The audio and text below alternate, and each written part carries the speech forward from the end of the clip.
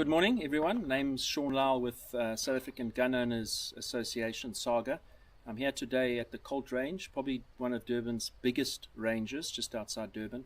And I have the pleasure of having Lieutenant Colonel Dean Nieuwoudt of Fundukunu Tactical Training with me to go through a conversation with a number of questions that gun owners and firearm owners are asking around the country. So it's a great pleasure to welcome Dean. Dean, thank you very much for the opportunity to run through these questions with you. Thank you, Shaun. I appreciate it. Thank you. I think let's start with your involvement, your background in the firearms industry, where you've come from, and what your sort of lineage is, to just give the folk a sense of your instructor background with regard to firearms. Sure. We'd have to go back in time. It all started when I was at high school. Back in those days, we had cadets, and I was involved in the 2-2 long rifle shooting.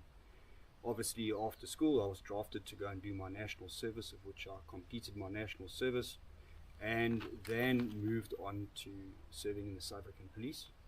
And from the South African Police, I was poached by the then Durban City Police, which is now the Durban Metropolitan Police, to go and assist in the training academy.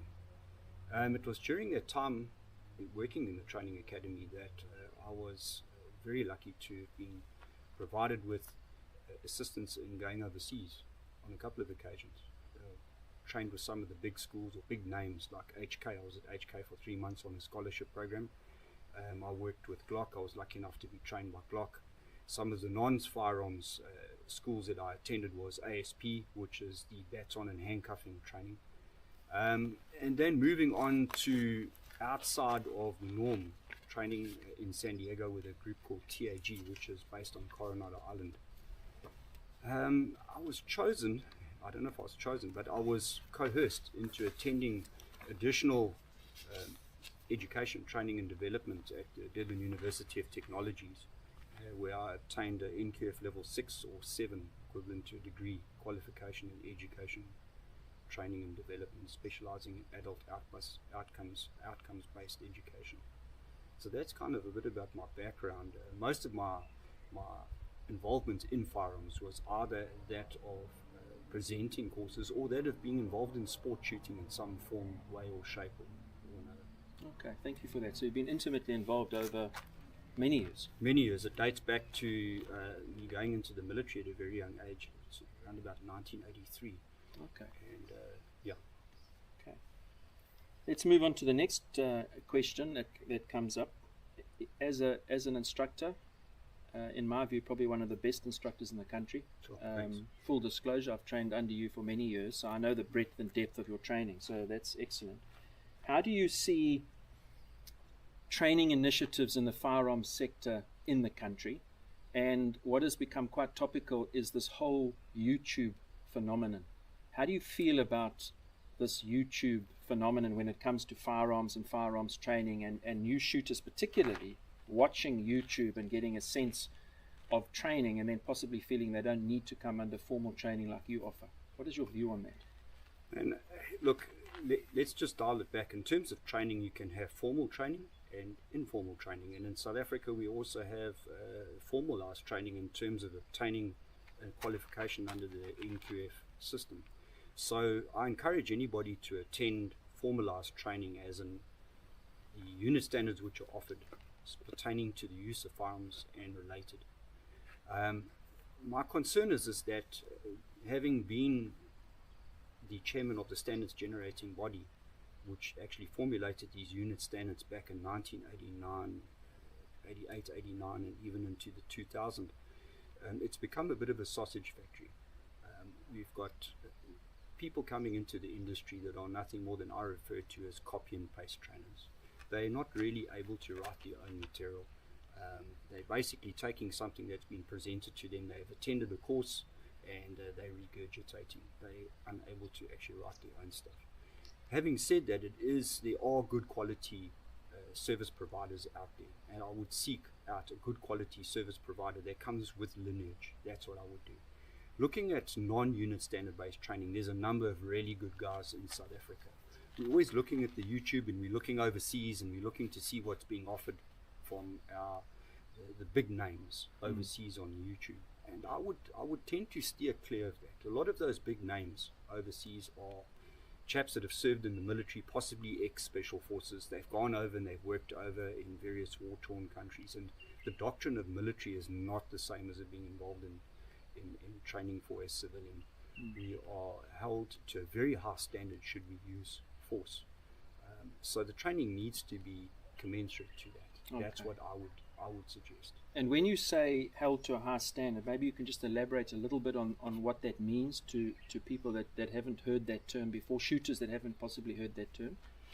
Well, you know that when we use force, me being a police officer, and not just for myself but for the average civilian, when we are involved in any use of force activity, be it a firearm or otherwise, questions are going to be asked. Everyone's got a camera these days. You walk in shopping malls, there's cameras everywhere. So your training needs to be aligned to that and dovetail into the use of force and the legislation that controls society. You're going to be asked to provide a statement on scene, and then later on the detective will contact you for obviously a warning statement should you have used force that requires that kind of documentation to be completed, and it could possibly end up in court if you haven't got a good legal representative. Okay, so you're speaking about the legality of an incident. I'd like to come back to that in a bit more detail, possibly a bit later on. But the next question springs to mind immediately, and having said what you've said, how would a shooter, a firearm owner, go about finding the right fit and match to an instructor or training provider?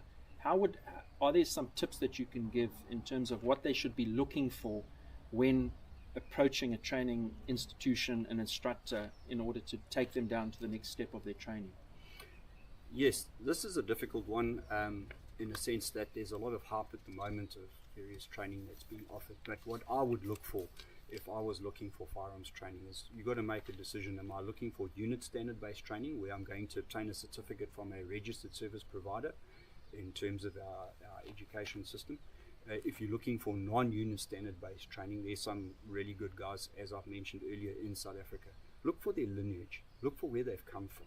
Have they been involved in law enforcement? Have they themselves been involved in a situation whereby they themselves have had to tender evidence in court?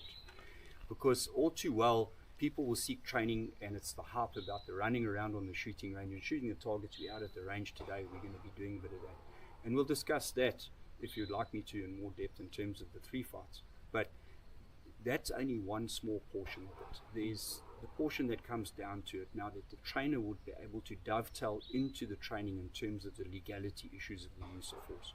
So the actual cognitive thought process about when to put your finger on the trigger and pull the trigger to fire it. Okay. I'd like to come to that in a bit more detail, but that explains it. I think in summary, the lineage of the institution is what's going to give confidence. The person that's going to be standing in front of you delivering this to you, after all, you're not going to be attending a course on how to drive a car. You're actually attending a course whereby the likelihood or the possibility could be serious injury or loss to life, and you're going to be held accountable.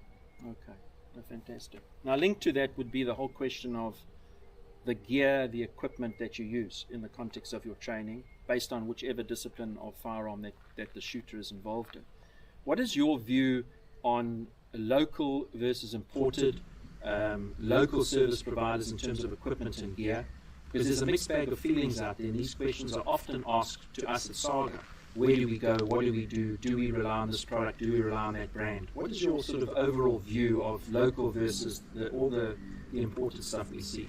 Sure. Shaun, you're putting me on the spot here. Look, I am a big advocate of local is lacquer. I like to support the local industry as best I can, be it here in KwaZulu-Natal when I'm traveling and training down in Cape Town, or other parts of the country, up in Kimberley or Rustenburg, for example. Local is lacquer. Support the local gun shops, support the local shooting ranges. It's extremely important. However, having said that, South Africans have always got an excuse. We place an order for a specific holster or belt, and you wait forever, and then you get the story that business is bad and things are so difficult. It's because they don't get up off their butts and actually do something about it. You've got to be hungry for business if you want the business. Having said that, there are good manufacturers in South Africa. There are a couple. that make really good gear. And I would say coming up now, I've actually seen holsters and that being manufactured in KZN, which are on a par with Safari Land and that which is American brand. Let's talk about imported gear. Imported gear, hellishly expensive. We're paying in rands. It costs a fortune. You stand a chance of it not getting here. If you're dealing with a local agent, their markups are astronomical. And then they still have you waiting and waiting for stuff to be delivered. And generally what it boils down to, and I've experienced this, money is taken, possible orders are given overseas, and then you wait for the products to arrive. It's not actually in stock. Very few importers or resellers or dealers actually have the stuff in stock because it costs a lot to bring it out, and I understand that.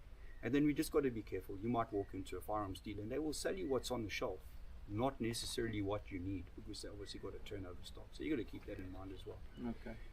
So yes, support local products, support the local builders, the guys that are building the holsters, the belts, the gear, from the pants to the shirts. Don't try and keep it local, because we're putting money back into our local industry.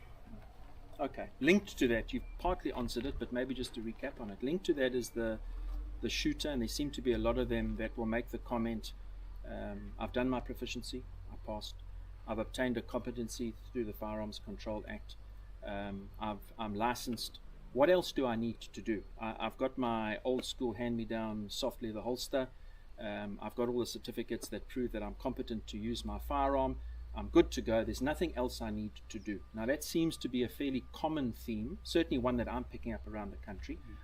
So that links into the gear and the training. What is your blunt view on that? Okay, my view on that is that you've attended the bare bones basic training.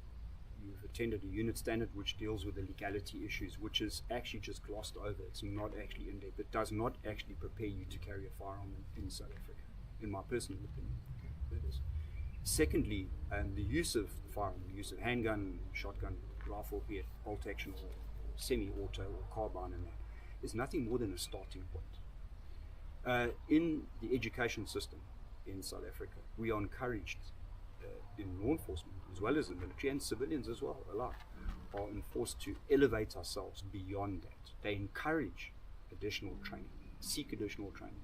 So that's where I come into it, and a lot of other individuals in South Africa, a lot of guys out there really, really good, that will take you that step further, which will dovetail into the legality, dovetail into the what takes place before the fight and what takes place after the fight, such as the legality issues in terms of the processes that are probably going to be taken by the South African police services arriving at the scene, and then of course the judiciary and where and how your docket is moved around within that organ of the state and what to expect. I would seek additional training over and above that with somebody who has lineage, who has experience. So it's a journey, in other words.